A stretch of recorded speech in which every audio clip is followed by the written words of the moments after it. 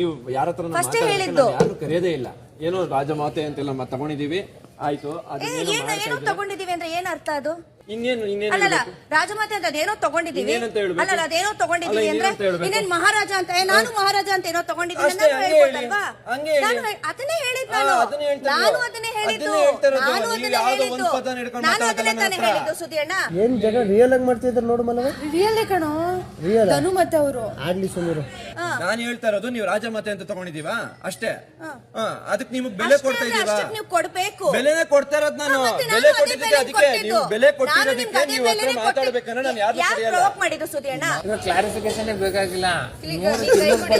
ಬೆಂಕಿ ಹಚ್ತಾರೆ